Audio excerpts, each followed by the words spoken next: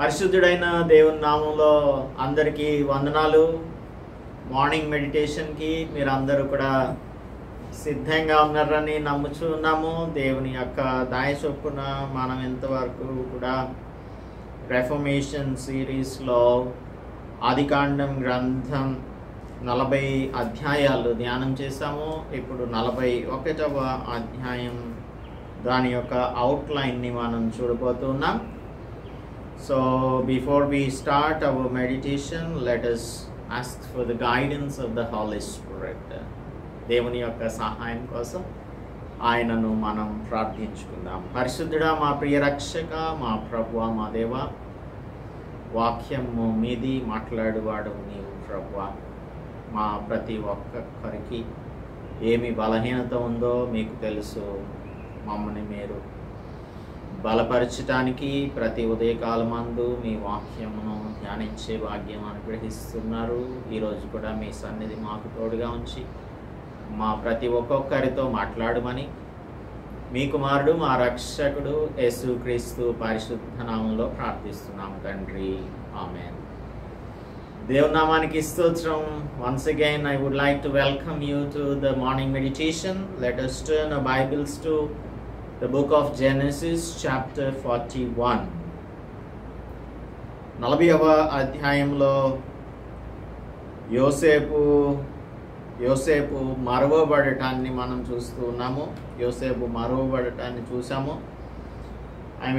పానదాయకునికి ఒక రిక్వెస్ట్ చేశాడు, అయితే ఆ రిక్వెస్ట్ని గురించి మర్చిపోయాడు అనేది 40వ అధ్యాయం 23వ వచనం చెప్తుంది. అయితే పానదాయకుల అధిపతి యోసేపును జ్ఞాపకం చేసుకొనక అతని మర్చిపోయాను. మనుషులు మర్చిపోవచ్చేమో, కానీ దేవుడు మాత్రం మనలను ఎప్పుడు కూడా చేయి విడిచే దేవుడు కానే కాడు. అదే యోసేపు యొక్క జీవితంలో మనం చూస్తున్నాం. ఈ చాప్టర్ని మనం 3 అంచెలుగా నేర్చుకోవాల్సి ఉంటుంది. 3 లెవెల్స్లో మనం దీనిని ధ్యానం చేయాల్సి ఉంటుంది. ఒకటి, ఐగుప్తు దేశంలో నుంచి యూదులను ఏ విధంగా బయటకు రప్పించే ప్రయత్నం, లేదు అంటే తాను అబ్రహాము నాకు సెలవిచ్చిన రీతిగా 400 సంవత్సరములు వీరు బానిసత్వంలో ఉంటారు అని ఎక్కడ ఏ విధంగా అయితే దేవుడు సెలవిచ్చాడో, ఇదే ఆదికాండం గ్రంథం 15వ అధ్యాయంలో దేవుడు చెప్తూ ఉన్నాడు. 14లో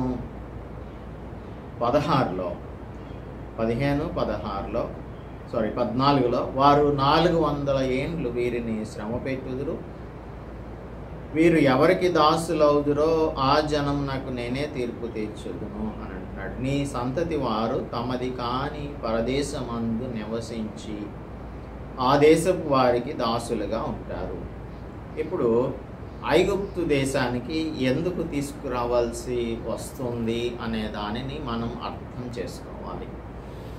ఇప్పుడు క్యాననైట్ కల్చర్కి అడాప్ట్ అయిపోతూ ఉన్నారు జేకబ్స్ సన్స్, యాకోబు యొక్క కుమారులు. ఈ కనానీయులతో జీవించుచు ఉండటాన్ని బట్టి వారి యొక్క ట్రెడిషన్స్, వారి యొక్క కల్చర్స్, లైఫ్ స్టైల్లోనికి వెళ్ళిపోతూ ఉన్నారు కనుక వారిని అక్కడి నుంచి తప్పించి ఐగుప్తు దేశానికి తీసుకురావాలి. అందుకే యోసేపును అక్కడకు ముందుగా పంపించాడు.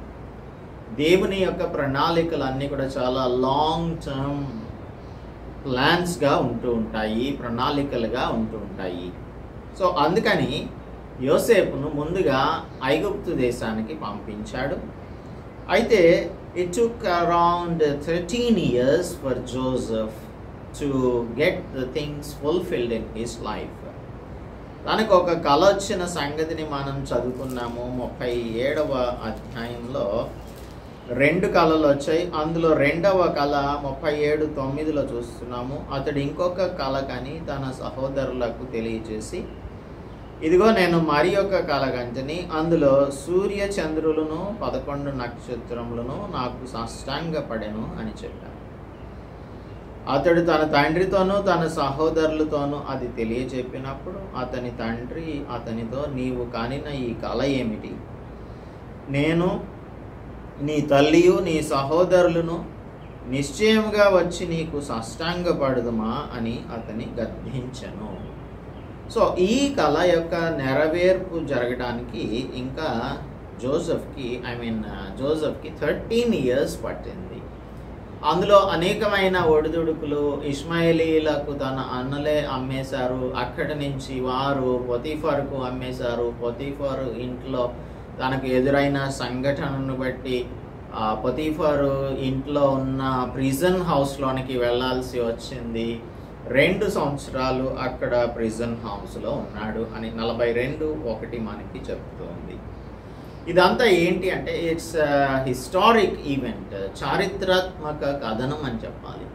ఇదంతటిని కూడా దేవుడు ఆ విధంగా ప్లాన్ చేశాడు. రెండవది సెకండ్ లెవెల్, దేవుని ఎడల అపారమైన నమ్మకం యోసేపు వలె మనం కూడా కలిగి ఉండాలి.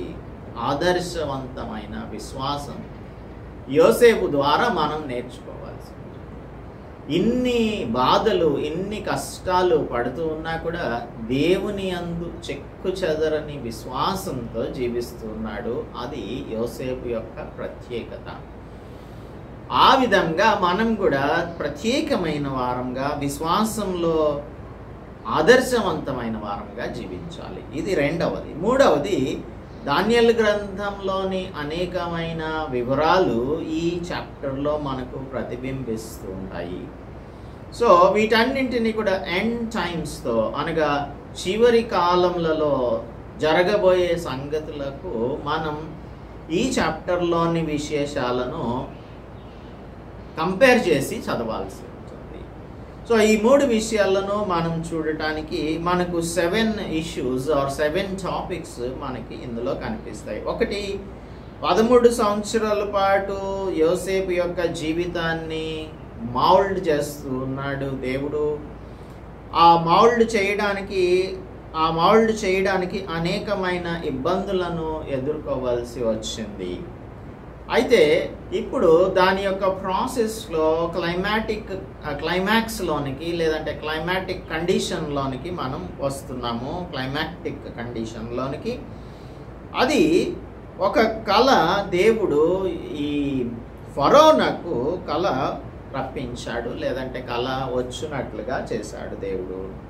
ఆ కళ ద్వారా తనకు జైలు జీవితం నుంచి విడుదలను అనుగ్రహించి తనను second powerful man in the కింగ్డమ్గా దేవుడు చేశాడు. రెండవది, మనం 16వ వచనంలో చూసినట్లుగా యోసేపు దేవునిని ఏ విధంగా ఘనపరుస్తున్నాడు అనేది గమనించాలి. How Joseph praised God. 16వ వచనంలో అంటున్నాడు, ఫరో దగ్గరకు వచ్చినప్పుడు అది నా వలన కాదు, దేవుడే ఫరోకు క్షేమకరమైన ఉత్తరం ఇచ్చును అని ఫరోతో చెప్పాను. ఇక్కడ దేవుని ఏ విధంగా ఘనపరుస్తున్నాడో మనం చూస్తున్నాం. తాను ఒక కళను చెప్పాడు. ఆ కళను చెప్పినప్పుడు ఆ కళను నా అంతటి నేను ఇంటర్ప్రిట్ చేయలేను, దేవుడే దీనిని నీకోసం ఇంటర్ప్రిట్ చేస్తాడు అని చెప్పాడు. దానియేలు గ్రంథంలో మనం చదువుకుంటాము. దానియేలు గ్రంథం 2వ అధ్యాయం 21వ వచనంలో ఇదే విధంగా దానియేలు మాట్లాడుతూ ఉన్నాడు. చూడండి, 2:21. Daniel chapter 2:21. ఆయన కాలములను సమయములను మార్చువాడయ్యుండి రాజులను త్రోసివేయుచు నియమించుచు ఉన్నవాడును, వివేకులకు వివేకమును జ్ఞానులకు జ్ఞానమును అనుగ్రహించువాడునై ఉన్నాడు. ఆయన మరుగు మాటలను మర్మములను బయలుపరచును, అంధకారంలోని సంగతులు ఆయనకు తెలియను, వెలుగు యొక్క నివాస స్థలం ఆయన యొద్దనున్నది అని అంటున్నాడే. ఇదే విధంగా యోసేపు కూడా దేవుని ఘనపరుస్తూ ఉన్నాడు. మనం దేవుని ఘనపరచాలి అంటే మన హృదయంలో ఎంతో హోంవర్క్ జరగాలి. మన జీవితంలో దేవుని యొక్క కృపను అనుభవించినప్పుడు, దేవుని యొక్క శక్తితో మనం నింపబడినప్పుడు మాత్రమే ఈ విధమైనటువంటి మాటలను మనం మాట్లాడగలుగుతాము. ఇంకా 28 నుంచి 32 వరకు కలలను ఇంటర్ప్రిట్ చేసిన తర్వాత, ఈ డ్రీమ్స్ని ఇంటర్ప్రిట్ చేసిన తర్వాత రాబోయేటువంటి కరువును గురించి హెచ్చరిక చేస్తూ ఉన్నాడు. ఇది కూడా దేవుడు తెలియజేసిన దానిని బట్టే తాను ఈ ఇంటర్ప్రిటేషన్ని చేస్తూ ఉన్నాడు. మూడవదిగా he offered a way out of this. ఒక ట్రిబ్యులేషన్ రాబోతుంది, ఒక కష్టకాలం రాబోతుంది, కరువు కాలం రాబోతుంది. ఆ కరువు కాలం వచ్చినప్పుడు దానిలో నుంచి ఏ విధంగా బయటపడాలి అనే దానిని 33 నుంచి చెప్తున్నాడు. కాబట్టి ఫరో వివేక జ్ఞానములు గల ఒక మనుష్యుని చూచుకొని ఐగుప్తు దేశం మీద అతని నియమింపవలెను. ఫరో అట్లు చేసి ఈ దేశం పైన అధిపతులను నియమించి సమృద్ధిగా పంట పండు 7 సంవత్సరములలో ఐగుప్తు దేశం అందంతటను 5వ భాగం తీసుకోవాలి. రాబోవు ఈ మంచి సంవత్సరములలో దొరకు ఆహారమంతయు సమకూర్చి ఆ ధాన్యం ఫరో చేతికి అప్పగించి ఆయా పట్టణములలో ఆహారమునకై భద్రం చేయవలెను. కరువు చేత ఈ దేశం నశించిపోకుండా ఆ ఆహారం ఐగుప్తు దేశంలో రాబోవు కరువు సంవత్సరములు 7 ఈ దేశం అందు సంగ్రహంగా ఉండును అని ఫరోతో చెప్పాడు. So he offered a way out, how to deal with the tribulation that is gonna come అనే దానిని యోసేపు దేవుని యొక్క జ్ఞానం చేత నింపబడిన వానిగా తెలియజేస్తున్నాడు. అలాగే యేసుక్రీస్తు ప్రభువు సమస్త మానవాళి కోసం ఒక మార్గంగా ఈ లోకంలోనికి వచ్చాడు. ఆయనే అంటున్నాడు, నేనే మార్గమును అని అంటున్నాడు. So he is the way out of our sinful nature. మన పాపం నుంచి విడుదల పొందాలి అంటే యేసుక్రీస్తు ప్రభువే మార్గం అని చెప్పడానికి ఇక్కడ జోసెఫ్ యొక్క సింబాలిజంని మనం అర్థం చేసుకోవాలి. He showed a way out unto Pharaoh. అలాగుననే మానవాళికి యేసు ప్రభు తమ పాపముల నుంచి ఏ విధంగా విముక్తి చెందాలి, విముక్తి పొందాలి అనే దానిని ఆయన మనకు ఈ లోకంలోనికి నరావతారిగా వచ్చి తెలియజేశారు. 4వది he is filled with the Holy Spirit or God's Spirit. 37వ వచనం చూడండి. ఆ మాట ఫరో దృష్టికి అతని సేవకుల దృష్టికి యుక్తమై ఉండను కనుక 38లో అంటున్నాడు, అతడు తన సేవకులను చూచి ఇతని వలె దేవుని ఆత్మగల మనుష్యుని కనుగొనగలమా అని అంటున్నాడు. ఇతని వలె దేవుని ఆత్మగలిగిన మనుష్యుని మనం కనుగొనగలమా? దేవుని యొక్క ఆత్మ చేత నింపబడ్డాడు అన్న సంగతిని అన్యుడైన రాజుగారు గమనిస్తూ ఉన్నాడు, దానిని తెలుసుకుంటూ ఉన్నాడు. ఈ విధంగా అంటున్నాడు, ఇదంతయు నీకు దేవుడే తెలియపరిచాడు గనక నీవలే వివేక జ్ఞానములు గలవారెవరునూ లేరు అని చెప్తున్నాడు. ఇదంతా ఎవరు అనుగ్రహించారు? దేవుడే అనుగ్రహించాడు. And he is appointed the most powerful person, second most powerful person in the kingdom. అలాగా యేసు ప్రభు ఏ విధంగా అయితే ఈ లోకంలోనికి వచ్చి శిలువ కార్యం జరిగించి 3వ దినమున తిరిగి లేచి ఆరోహణమై వెళ్ళాడో, అలాగూ యోసేపు యొక్క అసెన్షన్ టు ద థ్రోన్, సింహాసనమునకు ఎత్తబడడం లేదంటే సింహాసనాసీనునిగా చేయబడడం అనేది it is nothing but the symbolism what Christ Jesus has done. After he got resurrected he went into the heaven. పరలోకంలోనికి వెళ్ళి తండ్రి కుడి పార్శ్వమందు కూర్చుంటున్నాడు. ఆయన కూర్చుని మన కొరకు విజ్ఞాపన చేస్తూ ఉన్నాడు. అలాగూ యోసేపు ఆ దేశంలో 2వ శక్తివంతమైన వ్యక్తిగా మారిపోయాడు. అది మనం 43-44 వచనాలలో, 42 నుంచి 44 వచనాలలో చూడగలుగుతాము. 45వ వచనంలో 5వదిగా మనం చూసినట్టయితే ఆయన నాలుగవదిగా 4లో బి పాయింట్ ఇది, he got married to a gentile. ఆయనకు యోసేపు నాకు జప్నత్ పనేహు అని పేరు పెట్టి అతనికి ఓను యొక్క యాజకుడైన పొతీఫెరా కుమార్తెయగు ఆసనతును ఇచ్చి పెండ్లి చేశాను. ఇప్పుడు అన్యులను వివాహం చేసుకోవడం అనేది యూదులకు ఏమాత్రం కూడా తగదు అని దైవవాక్యం చెప్తూ ఉంటే, యోసేపు ఏ విధంగా అన్యుని కుమార్తెను వివాహం చేసుకుంటారు అనేది చాలా మందికి ప్రశ్న. అయితే here we have to see the symbolism that Christ Jesus will come and he will marry, or he will be wedded with the church.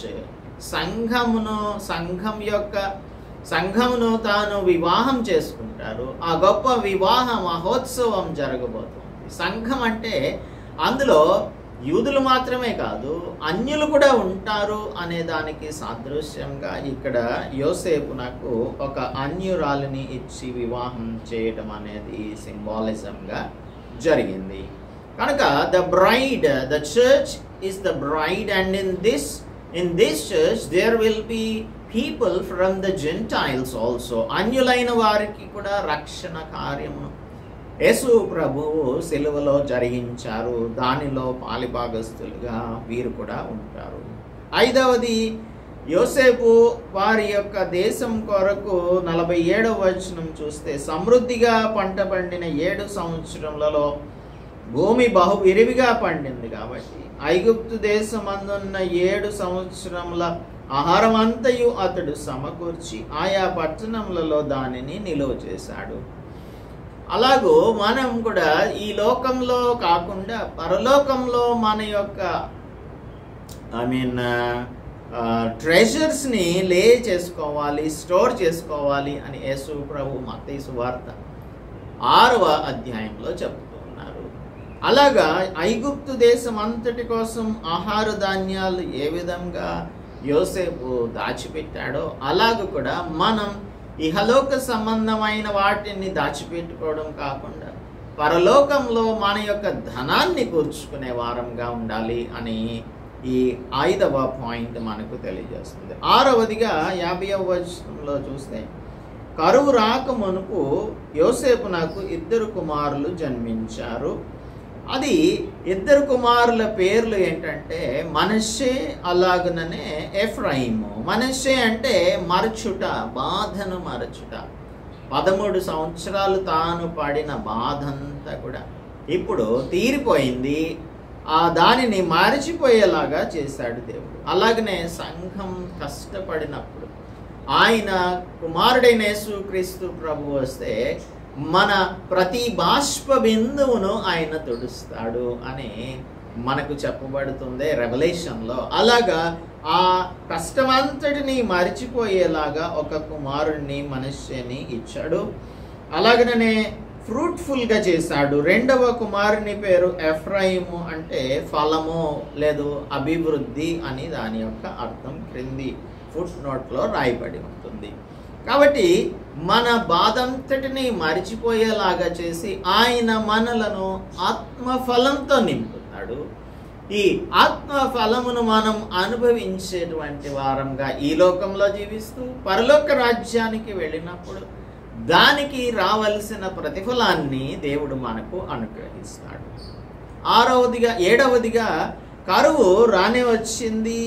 వచ్చిన తర్వాత 53 నుంచి 57 వరకు చూసినట్టయితే సమస్త దేశస్థులు కూడా యోసేపునకు యోసేపు వద్దకు వెళ్ళి వారు ఆయనకు నమస్కారం చేస్తున్నట్లుగా మనం చూస్తాం. 55వ వచనం, ఐగుప్తు దేశమంతటను కరువు వచ్చినప్పుడు ఆ దేశస్థులు ఆహారం కోసం ఫరోతో మొరపెట్టుకుంటే మీరు యోసేపు వద్దకు వెళ్ళి అతడు మీతో చెప్పునది చేయుడి అని ఐగుప్తీయులందరితో చెప్పాడు. అంతేకాకుండా మరియు 57వ వచనం, కరువు ఆ ప్రతి దేశమందు భారమైనందున, అంటే ఆ చుట్టుపక్కల ఉన్న ప్రాంతాల వారందరూ కూడా సమస్త దేశస్థులు యోసేపునొద్ద ధాన్యం కొనుటకు ఐగుప్తునకు వచ్చిరి. అలాగనే యేసు ప్రభువు మనకు అనుగ్రహించే రక్షణను పొందుకోవటానికి సమస్త దేశాల ప్రజలు ఆయన దగ్గరకు రావాల్సి ఉంటుంది. Maybe Joseph has given a temporary relief from the drought condition. ఆ దినాలలో వచ్చిన ఫ్యామిన్కి యోసేపు ఒక సొల్యూషన్ని చూపించాడు. అయితే మానవాళి యొక్క పాపానికి యేసు ప్రభు ఒక పర్మనెంట్ సొల్యూషన్ని ఆయన చేశారు. అదే సిలువలో చేసిన ప్రాయశ్చిత్త కార్యం. So if anyone has to be saved, he has to come to Christ Jesus, through Christ Jesus unto God. అప్పుడు యేసుక్రీస్తు ప్రభు యొక్క రక్తం మన ప్రతి పాపం నుంచి మనకు విడుదలను అనుగ్రహిస్తుంది. సో ఇది దీని యొక్క outline. Let us go into the details of this. Number 1, God is faithful and he is a sovereign God and he will redeem his people. ఆయన సార్వభౌమ అధికారం కలిగిన వాడు, నమ్మకమైన వాడు, తన బిడ్డలైన వారిని ఆయన విడుదల చేస్తాడు. ఇది మొదటి 13 వచనాలలో మనం తెలుసుకునేటువంటి సత్యం. ఇప్పుడు గాడ్ యొక్క దేవుని యొక్క సోవర్నిటీ, ఆయన యొక్క సోవర్నిటీ ప్రకారంగా మనం దానియేలు గ్రంథంలో ఇప్పుడు చదువుకున్నాం కదా, 2వ అధ్యాయంలోనికి మరలా మనం కానీ వెళ్తే అప్పుడు దానియేలు చూడండి 19వ వచనం నుంచి చదువుతున్నాను. అంతటి రాత్రి యందు దర్శనం చేత ఆ మర్మం దానియేలు నాకు బయలుపరచబడిన గనుక దానియేలు పరలోకమందున్న దేవుని స్తుతించెను. ఎట్లనగా 20వ వచనం, దేవుడు జ్ఞాన బలములు గలవాడు. దేవుడు జ్ఞానము బలము కలిగిన వాడు. అంటే he is sovereign God, he is omnipotent God. యుగములన్నిటను దేవుని నామం స్తుతింపబడును, స్తుతినందును గాక. ఆయన నామం ఏ యుగంలోనైనా సరే స్తుతి నొందదగినది. కాలంలను సమయంలను ఆయన మార్చువాడై ఉన్నాడు. రాజులను త్రోసివేయాలన్నా, రాజులను నియమించాలన్నా కూడా ఆయనే. వివేకులకు వివేకాన్ని, జ్ఞానులకు జ్ఞానాన్ని కూడా అనుగ్రహించువాడు ఆయన. ఏదైనా మరుగు మాట ఉంటే ఆ మరుగు మాటను కానీ మర్మములను కానీ బయలుపరిచేవాడు ఆయన. అంధకారంలో ఉన్నటువంటి సంగతులను ఆయన వెలుగులోనికి తీసుకొని వచ్చేవాడు.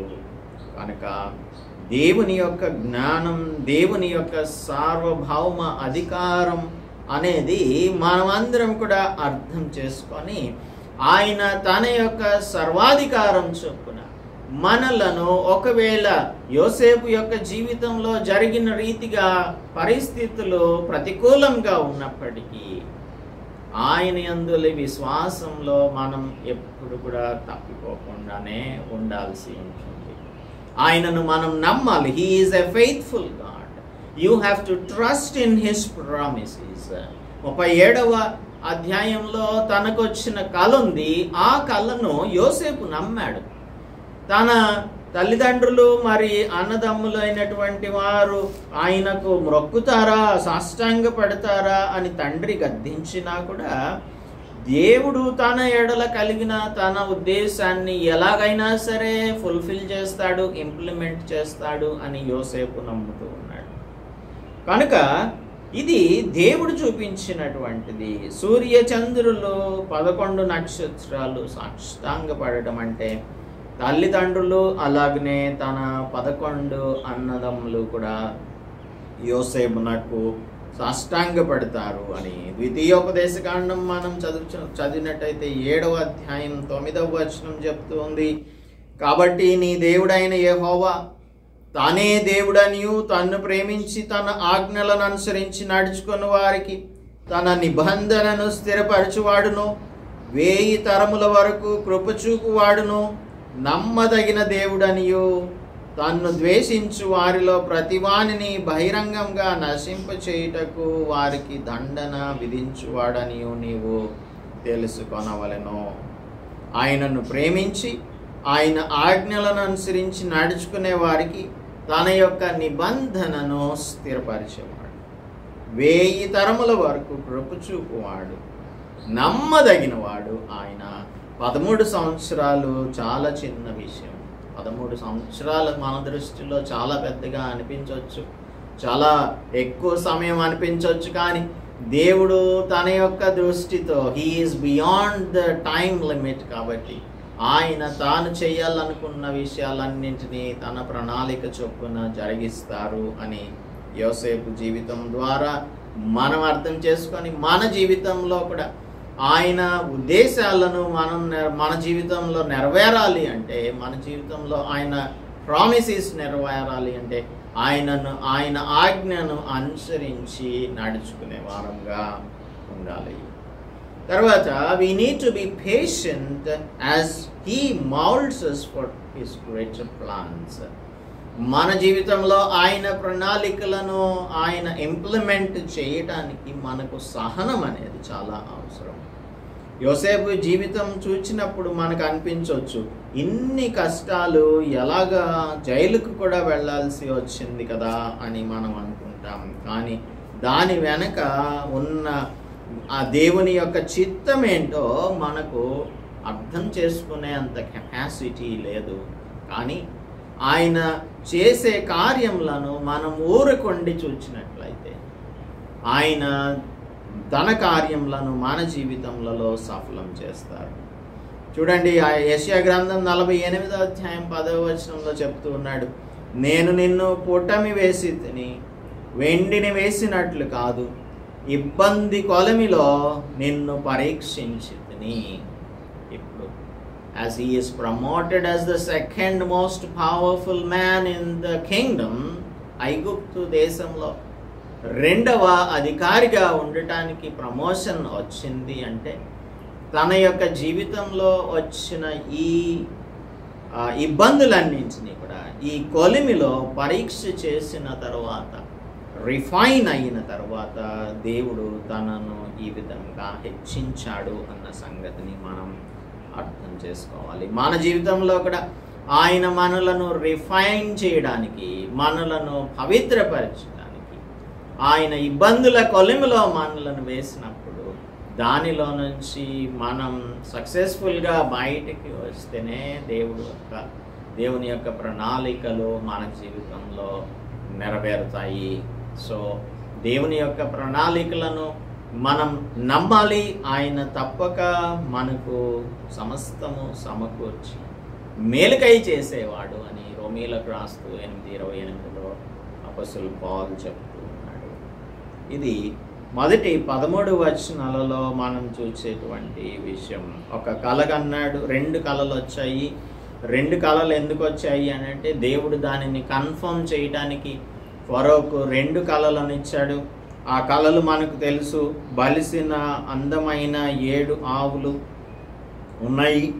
అవి నైలు నది దగ్గర నదిలో నుంచి బయటకు వచ్చాయి. ఆ తర్వాత వికారమై చిక్కిపోయిన మరి 7 ఆవులు ఏటిలో నుండి పైకి వచ్చి ఆ వికారమైన చిక్కిపోయిన ఆవులు చూపునకు అందమైన బలిసిన ఆవులను తినివేయుచుండెను. 2వ కళ, అతడు నిద్రించినప్పుడు 5వ వచనంలో 2వసారి కలగన్నాడు, దిస్ ఈస్ కన్ఫర్మేషన్, ఇది జరగబోతోందని. అందుకు మంచి పుష్టి గల 7 వెన్నులు ఒకదంటున పుట్టుచుండెను, మరియు తూర్పు గాలి చేత చెడిపోయిన 7 పీల వెన్నులు, అనగా థిన్గా ఉన్నవి, సన్నటివి, వాటి తర్వాత మొలిచాయి. అప్పుడు నిండైన పుష్టి గల ఆ 7 వెన్నులను ఆ పీల వెన్నులు మృంగివేసెను. అంతలో ఫరో మేల్కొని అది కల అని గ్రహించాడు. తెల్లవారేసరికి కలవరపడుతూ ఉన్నాడు. దానియేలు గ్రంథం 2వ అధ్యాయం 1వ వచనంలో నెబుకద్నెజరు ఏ విధంగా అయితే పడుతూ ఉన్నాడో, కలవరపడుతూ ఉన్నాడో, అలాగనే ఇక్కడ ఫరో కూడా కలవరపడుతూ ఉన్నాడు. తెల్లవారిన తర్వాత కలవరపడి అక్కడున్నటువంటి శకునగాండ్రునందరినీ, విద్వాంసులందరినీ పిలువనంపించాడు. ఆ దినాలలో professional interpreters of the dreams ఉండేవారు. అయితే వారు కూడా దానిని ఎక్స్ప్లెయిన్ చేయలేకపోయారు. దానియేలు గ్రంథంలో కూడా అదే విధంగా ఆ దేశంలో ఉన్నటువంటి శకునగాండ్రందరినీ కూడా పిలిపించారు. ఎంచాంటర్స్ అందరినీ పిలిపించారు రాజుగారు. వారెవ్వరు కూడా చెప్పలేకపోయారు. అయితే దేవుని యొక్క జ్ఞానం కలిగిన వ్యక్తిగా దానియేలు ఆ దేవుని యొక్క దేవుడు ఇంటర్ప్రిటేషన్ని తెలియపరిచాడు. అలాగూ దేవుని యొక్క ఆత్మ కలిగినటువంటి వారికి దేవుడు విషయములను బయలుపరుస్తాడు. అన్యుల ఎదుట తన యొక్క కార్యములను జరిగిస్తాడు. అయితే ఇప్పుడు పానదాయకుల అధిపతికి ఒక రిక్వెస్ట్ చేశాడు కదా 40వ అధ్యాయం 14వ వచనంలో. కాబట్టి నేను నీకు క్షేమం కలిగినప్పుడు నన్ను జ్ఞాపకం చేసుకొని నా యందు కరుణించి ఫరోతో నన్ను గురించి మాట్లాడి ఈ ఇంట్లో నుండి నన్ను బయటకు రప్పించు అని అన్నాడే. అది ఇప్పుడు గుర్తొస్తుంది. తాను చేసిన తప్పిదమేంటి అనేది 9వ వచనంలో, నేడు నా తప్పిదములను జ్ఞాపకం చేసుకొనుచున్నాను. ఇదంతా కూడా దేవుని యొక్క ప్రణాళిక. దేవునికి ఒక రైట్ టైమింగ్ అంటూ ఉంటుంది. ఆయన యొక్క సమయంలో ఆయన క్రియలను చేస్తారు. మన జీవితంలో కూడా అంతే. మనం సహనంతో కనిపెట్టుకునే వారంగా ఉండాలి. ఆయన టైమింగ్ ప్రకారంగానే జరిగిస్తాడు, కానీ మన చిత్త ప్రకారంగా ఆయన ఏమాత్రమును జరిగించడు. ఎందుకంటే మనకు మేలుకరమైన వాటినే ఆయన చేస్తూ ఉంటాడు. అప్పుడు పానదాయకుల అధిపతి అంతా కూడా తనకు రాజుగారికి ఈ హెబ్రీ దాసుడిగా, సేనాధిపతికి దాసుడైన ఒక హెబ్రీ పడుచువాడు ఉన్నాడు. అతను మా కళలను ఇంటర్ప్రిట్ చేశాడు. ఆ ఇంటర్ప్రిటేషన్ ప్రకారంగానే నాకు మీరు మరలా ఉద్యోగాన్ని ఇప్పించారు. భక్ష్యకారునేమో బేకర్నేమో బ్రెలాడదీయించారు అని ఫరోతో చెప్పగానే వెంటనే ఫరో యోసేపును పిలువనంపించాడు. This is the right time of God for the exaltation of Joseph. కనుక 13 సంవత్సరాల తర్వాత యోసేపును దేవుడు ఫరో దగ్గరకు తీసుకొని వచ్చాడు. ఆ కళ దాని యొక్క భావమును ఎవ్వరు కూడా తెలియచేయలేకపోయినప్పుడు యోసేపు అంటున్నాడు, అది నా వలన కాదు, దేవుడే ఫరోకు క్షేమకరమైన ఉత్తరమును ఇస్తాడు అని దేవుని కనపరుస్తున్నాడు. ఈ విధంగా దేవుడు తన యొక్క సార్వభౌమ అధికారంలో యోసేపును ప్రిజన్ హౌస్లో నుంచి విడిపించి, ఆ ఖైదీలో నుంచి విడిపించి రాజుగారి ఎదుట నిలబెట్టాడు. అలాగనే దేవుడు మనలను మన యొక్క పాపం నుంచి విడిపించి, దానికి మన జీవితంలో అనేకమైనటువంటి పరిస్థితులలో మనం దేవునికి వ్యతిరేకంగా జీవిస్తున్నప్పుడు ఆయన మనలను దర్శించి రక్షించాడు. ఆయన నమ్మదగిన వాడు, ఆయన సర్వాధికారం కలిగిన వాడు. మానవాళిని రక్షించడానికి, నిన్ను నన్ను రక్షించడానికి ఆయన కుమారుడైన యేసుక్రీస్తు ప్రభువును పంపించారు. ఆ కాలం సంపూర్ణమైనప్పుడు ఆయన ఈ లోకంలోనికి నరావతారిగా వచ్చారు. ఆయన మన కోసం సిలువలో మరణించి 3వ దినమున తిరిగి లేచారు. లేచిన తర్వాత ఆయన ఆరోహణమై తండ్రి కుడి పార్శ్వమందు కూర్చుండటానికి వెళ్ళి ఉన్నారు. ఆయన మన పక్షాన అడ్వకేట్గా ఉండి మన పక్షాన ఆయన దేవుని యొద్ద మొరపెట్టేవానిగా ఉన్నారు. కనుక ఒకవేళ మన జీవితంలో యోసేపు జీవితం వలె అనేకమైన కష్టాలు ఉంటున్నప్పటికీ కూడా దేవుడు వాటన్నింటినీ కూడా సమకూర్చి మేలు కోసం జరిగిస్తున్నారు అని మనం సహనంతో, విశ్వాసంతో మన యొక్క జీవితాన్ని కొనసాగించుదాం. మిగిలిన భాగాన్ని నెక్స్ట్ ఎపిసోడ్లో ధ్యానం చేసుకుందాం. Let us pray. పరిశుద్ధుడా, మా ప్రియ రక్షక, మా ప్రభువా, మా దేవా, ఈ ఉదయకాలమందు యోసేపు యొక్క జీవితం ద్వారా మాకు నేర్పించిన పాఠములను బట్టి మీకు స్తుతులు. మాకు నాయన వెండిని పుటం వేసినట్టుగా కాదు, కానీ మీరు మమ్మల్ని ఇబ్బందుల కొలిమిలో మీరు ఆయన పరీక్షించినప్పుడు మీ ఎదుట శుద్ధమైనటువంటి వారంగా, పవిత్రమైన వారంగా కనిపించాలని ఈ పరీక్ష అంతటిని పెడుతున్నారని నమ్మటానికి మాకు సహాయం చేయండి. ఇన్ని సంవత్సరాలు మరి మరువబడిన వానిగా ఉన్న యోసేపు 13 సంవత్సరాలు ఉన్నాడు. అయితే దేవుని అందలి చెదరని విశ్వాసంతో ఉన్నాడు. అందుకే ఫరో పిలిచినప్పుడు ఇది నా వలన కాదు, దేవుడు మాత్రమే దీనికి భావాన్ని తెలియచేయగలడు అని చెప్తూ ఉన్నాడు. తన సొంతంగా సెల్ఫ్ ప్రైడ్తో ఎక్కడ మాట్లాడట్లేదు.